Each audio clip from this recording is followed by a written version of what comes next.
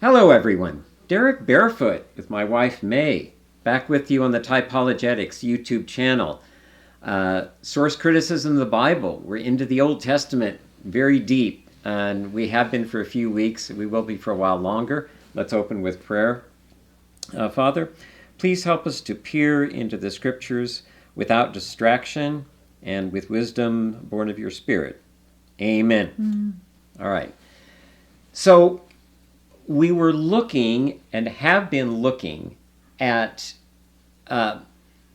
narratives that have different perspectives. They might have been recombined. That's what we found in Genesis with the versions of Jacob leaving his family to go off to his relatives in Syria. We looked at the case of Solomon early in his reign, his trip to the city of Gibeon, or the town of Gibeon, to make an offering there, and God appearing to him at that time. We had a different perspective in the book of 1 Kings than we did in 2 Chronicles. And yet there was a common truth underneath all of them. And all of them were simplifying and summarizing a more complex series of events and making their point in a particular way to a particular audience. And the part of what this points us toward is a certain kind of layering of the text that is both progressive and expansive. In other words, the text expands and it progresses kind of in the light that it sheds on both the past and then into the future prophetically. And so I want to stick for a moment with this information about the high places and where sacrifice could be offered. So we looked at the fact that Samuel, the prophet Samuel, who had some Levitical blood, at least that's what the books of Chronicles indicate. He had some Levitical blood, but he's basically a northern Israelite, an Ephraimite. He makes offerings at high places, at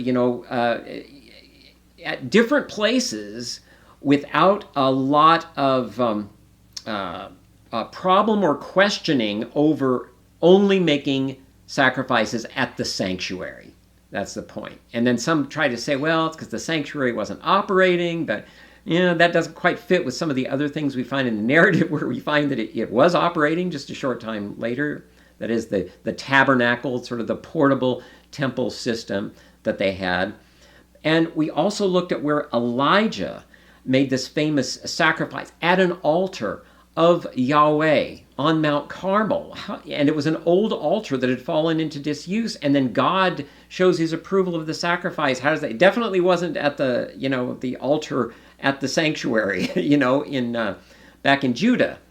So, what is exactly is going on with this in light of the fact that in Deuteronomy, there's a law that says, be careful not to make sacrifices in just any old place. There had to be some kind of authorization, at least. Okay, well, we're going to look at a couple more clues. So we're going to start in 2 Kings. If you go to 2 Kings chapter 18, what we find here is that this king named Hezekiah comes to the throne, and he has a problem with worship on these high places. And here's the thing. These high places were often places of older worship of other gods. And so to make offerings there, even if you were making those offerings to Yahweh, it seems like the habit of doing that oftentimes mixed with making the sacrifices to these older gods who maybe were originally associated with some of these sites and places. So anyway, 2 Kings chapter 18, here's what it says about Hezekiah. So May, if you could read for us verses 3 through 5. 18? Of 18. 3 to 5. He did right in the sight of the Lord according to all that his father David had done. He removed the high places and broke down the sacred pillars and cut down the Asherah. He also broke in pieces the bronze serpent that Moses had made. For until those days the sons of Israel burned incense to it, and it was called Nehushtan. Nehushtan. He trusted in the Lord, the God of Israel, so that after him there was none like him among all the kings of Judah, nor among those who were before him. Okay. So the Asherah, of course, those were a sort of feminine-oriented or fertility deity-oriented shrines or idols. Sacred pillars were also maybe associated with the Canaanite gods. But it says he removed the high places and then broke apart these emblems of Canaanite worship, or these accessories, I should say, of Canaanite worship. But removing the high places would have signaled that offerings could only be made at the Jerusalem temple, which had been built by Solomon. So, after that offering in Gibeon, then part of the career of Solomon was building the temple in Jerusalem and bringing the ark there, the altar, so on, were set up there. And this was an effort at centralization. So that's what you often find in, historians of this period or scholars talk about centralization of worship at the temple in Jerusalem. And this is the effect of that. Solomon, according to Kings, at first he was not adhering to strongly centralized worship, according to the King's account, at least. But here, Hezekiah, since the temple was built, he wants to move Israel in that direction, or Judah at this point.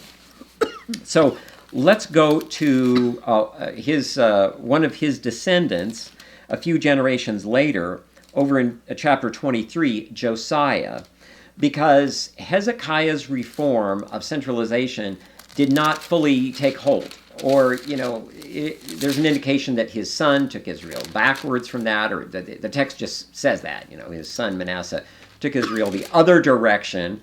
And so Josiah had to carry out another round of reforms. So chapter 23, there's a long record of these, but let's go ahead and read verses 6 through 9. Okay. He brought out the Asherah from the house of the Lord outside Jerusalem to the brook Kidron, and burned it at the brook Kidron, and ground it to dust, and threw its dust on the graves of the common people. He also broke down the houses of the male cult prostitute, which were in the house of the Lord, where the women were weaving hangings for the Asherah. Then he brought all the priests from the cities of Judah, and defiled the high places where the priests had burned incense, from Gibeah to Beersheba, and he broke down the high places of the gates which were at the entrance of the gate of Joshua, the governor of the city, which were on one's left at the city gate. Nevertheless, the rest of the high places did not go up to the altar of the Lord in Jerusalem, but they ate unleavened bread among their brothers. Oh, okay, you can stop there. So he was aggressive in getting rid of these accessories of old Canaanite worship, including cult prostitution here. But when he says that it says he brought all the priests from the cities of Judah and defiled the high places. But then in verse 9 it says, the priests of the high places did not go up to the altar of the Lord in Jerusalem, but they ate unleavened bread among their brothers. So these are not priests of Baal. In other words, these are not specifically priests of the Canaanite gods, opposed to Yahweh. So this indicates again that there was worship of old Canaanite deities that persisted, but there was also worship apparently of Yahweh by Levitical priests at these places, but he put a stop to that and supplied them, as priests had a right to be supplied with food. So they were supplied with food, but they weren't ministering at these high places. So this is a second round of centralization, aggressively centralizing worship in Jerusalem. It also goes on to talk both here and in the Record and Chronicles about inviting those who were left of the northern kingdom to come down for Passover and for other activities of worship, by implication, come down to Jerusalem and its temple for that purpose. Now, the reason that this is important and interesting is that the traditions of Moses that are preserved in the Torah seem to have been simply there are certain ways an altar has to be made, and we saw a certain layering there of the way the priests ministered. We talked about that historically. We can identify a couple of layers of that. You are not to worship Yahweh according to the same customs of the people of the land, and you're not to simply make sacrifices any old place. That seems to be like the deep root of the whole question of where are sacrifices to be offered. Well, they're not to be offered just anywhere. There had to be a certain authorization, there had to be a certain procedure that would create a separation between sacrifices to the old gods, of the Canaanites, and sacrifices to Yahweh. This was apparently at first interpreted pretty loosely, so that Samuel could in effect simply authorize, by virtue of his prophetic office and his Levitical genealogy, what he had, he could authorize sacrifices at this place or that place. In the case of Elijah, we don't know what his background was. It doesn't say, there's not an effort in the scriptures to identify him as a Levite. But on the other hand, I think there is a Jewish tradition. I didn't look this up again, but I think there is an old Jewish tradition that he did have some Levitical blood. But in any case, we could give him the benefit of the doubt, there's nothing to say that Elijah and even Elisha, his successor, did not have some Levitical blood. And the book of Deuteronomy refers to the Levitical priests. It's not as stringent in its language as you get in the book of Leviticus, it's the priests and the Levites. Like the priests are just the sons of Aaron, So the point is that's a pretty free kind of authorization of sacrifice. But it seems that with historical perspective, and especially in the spiritual progression that took place in Judah, there was an appreciation that this not offering sacrifices in just any old place really was intended to mean only at the one altar, with the tabernacle and its sightings, and then the temple, that really that was the correct interpretation of that original impulse to separate the worship of God in terms of sacrifice.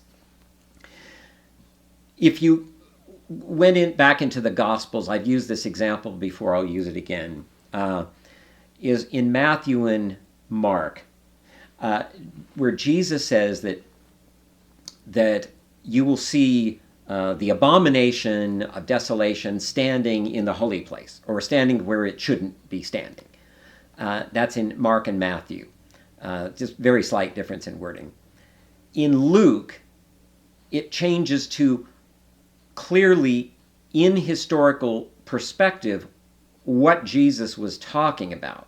So in Luke, you have Luke 21, Jesus says, when you see armies surrounding the holy city of Jerusalem, right in the place where, the abomination standing where it shouldn't, where it is in Mark and Matthew, right in that place. You look at the language before and after, we have the armies. These were the armies of Nero, the Roman emperor, standing on the holy ground around the holy city, the city that contained the temple of Yahweh in Jerusalem. So my point is, Luke puts the interpreted meaning right on the lips of Jesus because, well, anyway, Jesus wasn't speaking in Greek. It's translated anyway. But since that, in the light of history, is clearly what Jesus meant or he's talking about, Luke just has him say that directly. So we have in the Torah something like that with what Moses must have been indicating.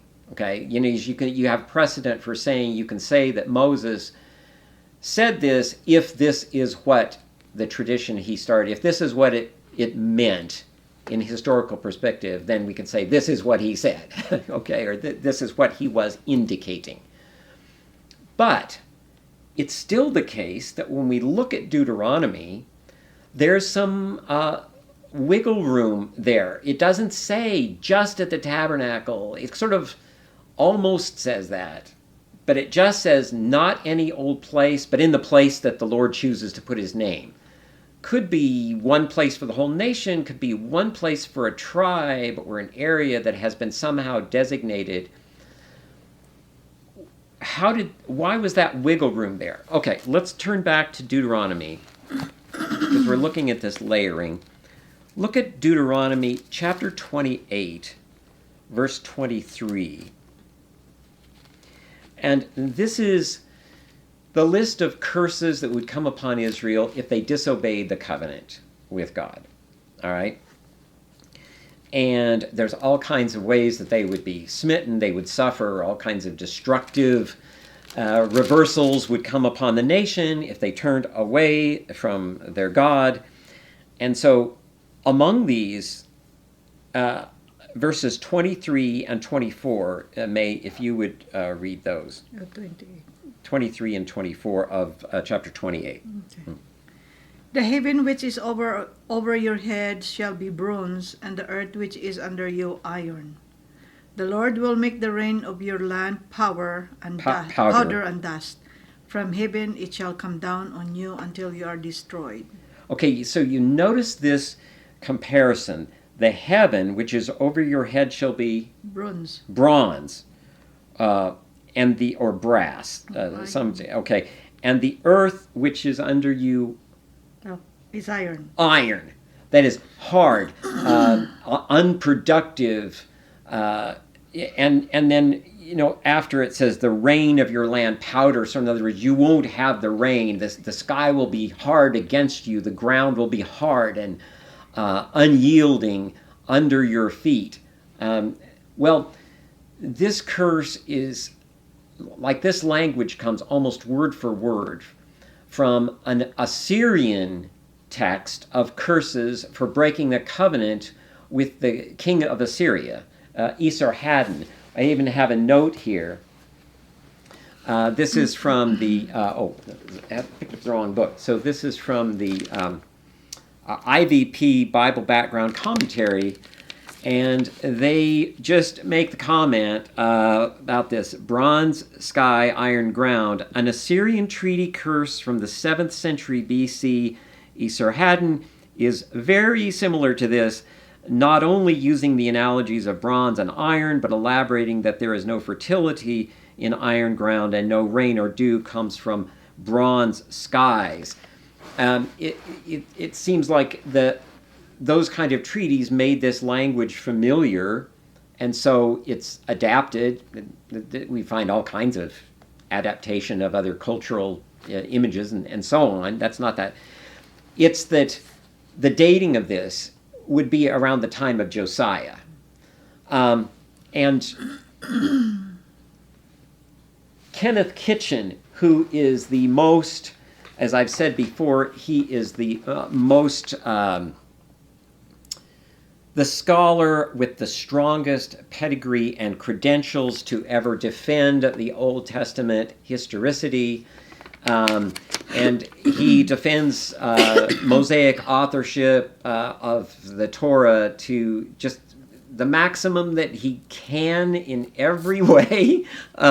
And he says about this, it could be that the Assyrians were drawing on treaty language that went way back, and Israel was also drawing on that same, there's sort of an invisible older source that they're both drawing on. That's why they're so similar to each other.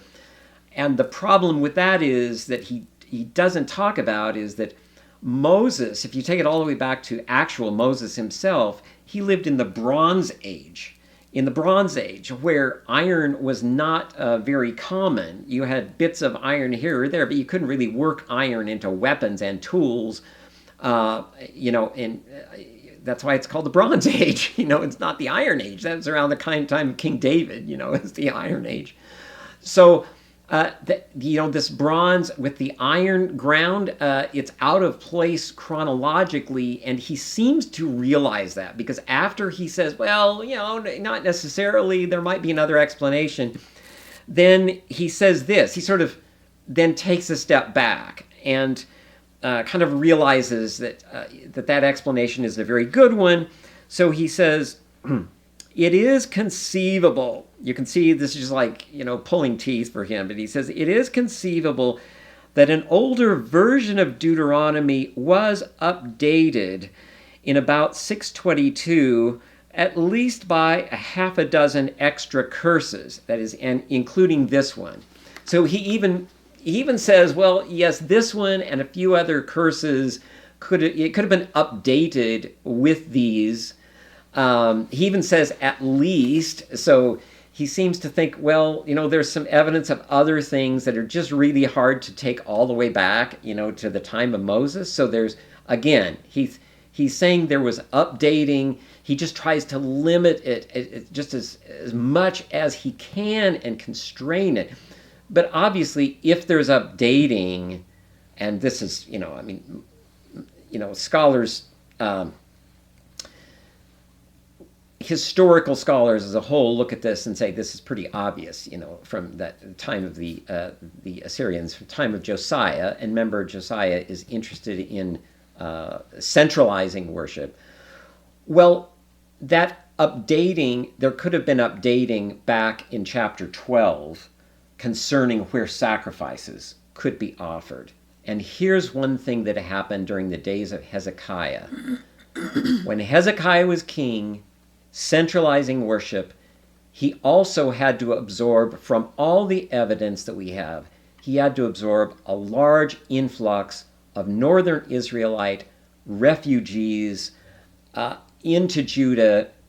The Bible does not say that, but refugees always flee to their closest relatives. I mean, even today, if you're going to go somewhere, you go to people who are speaking your language, who are in a safer place. You go where you have some cultural affinities with people, not to people that are complete, utter strangers to you speaking a different language.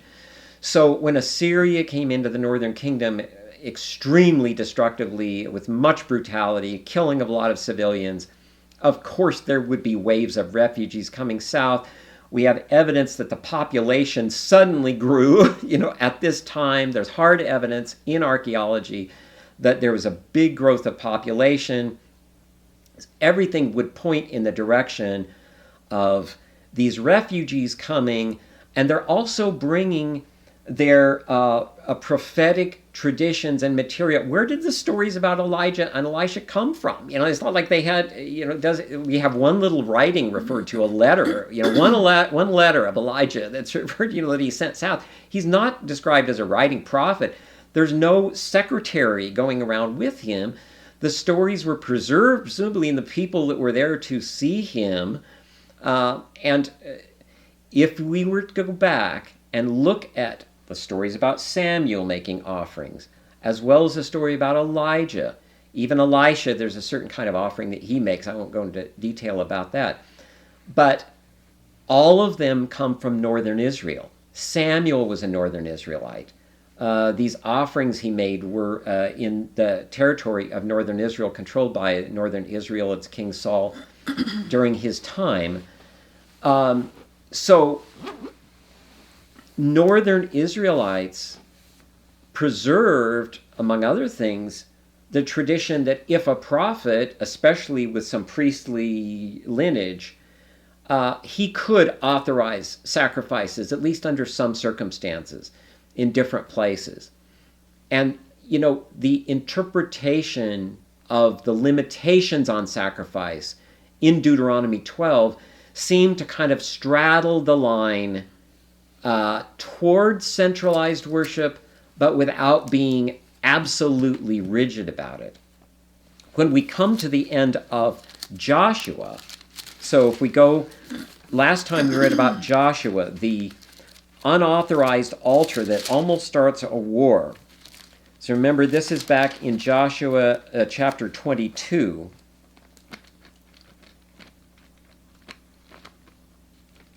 Yeah, so Joshua chapter 22. We had the offensive altar where they build an altar in Gilead, and then they have to say, well, this altar wasn't built to make any sacrifices. This was strictly an altar built as a monument. It implies more strongly than Deuteronomy even that sacrifices could only be made at the tabernacle or later the temple, its successor. There's a strong message in it. All but says it. That's all. You just can't hardly interpret it any other way. And we do have evidence clearly of layering of the book of Joshua. Now, how could that happen? It's because we have that in the Gospels too. So the story of the woman caught in adultery, let's go over to the Gospels for a minute. Story of the woman caught in adultery was not, from all the evidence we have, was not in the original copy of John. But as like Graham Stanton, who was quite a well-credentialed New Testament scholar, he argued at some length that this story well could have gone back to Jesus himself. In other words, because it wasn't originally in John, doesn't mean this was not a story that was orally preserved. That does go back to Jesus. There's a saying of Jesus that was not preserved in the Gospels. We have it in the book of Acts. It was just orally preserved. We know there was some, the end of John says there were many other things that Jesus did. Okay, so that are in this book, and presumably they wouldn't all fit in the other Gospels. Well, likewise, there's stories about Joshua, probably himself, other stories about early Israel and so on, that were collected and written down maybe in stages. And particularly when the stories seem to have something to speak to the issue of the time. That's just the way people think. They're most interested in what occurred in the past that sheds some light on their own time.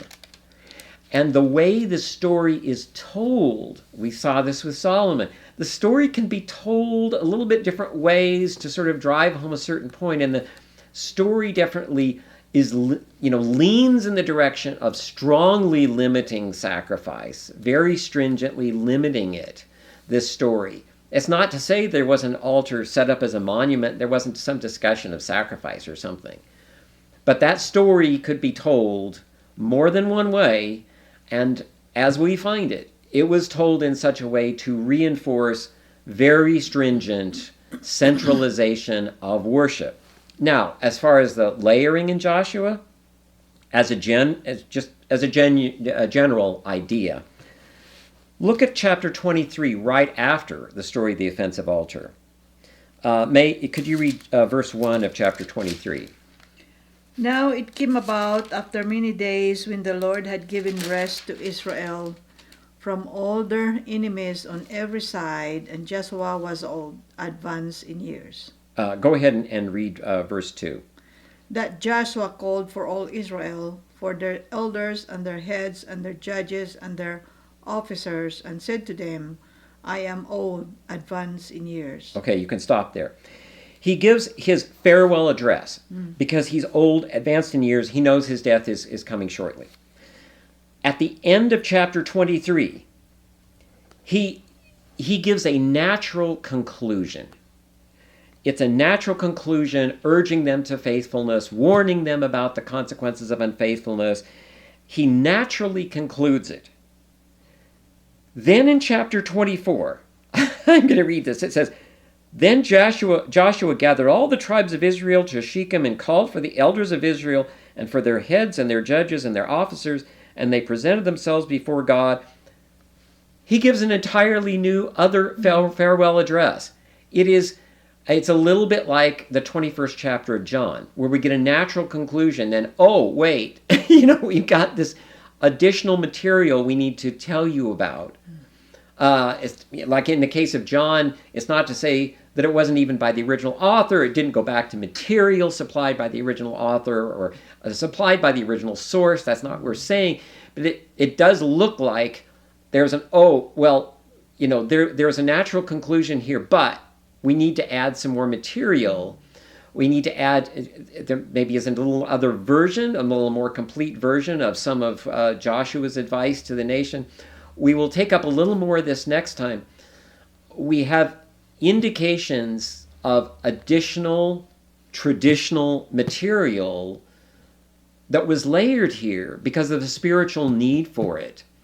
And yet, when we come to the completion, we find that the whole had to have it for certain prophetic and patterned reasons. We find that it forms a natural whole once it's done. Once all the bricks are on top and cemented together, you can see that it forms a perfect whole as it is. But we're out of time right now, so we'll get into that next time, take that up a little further.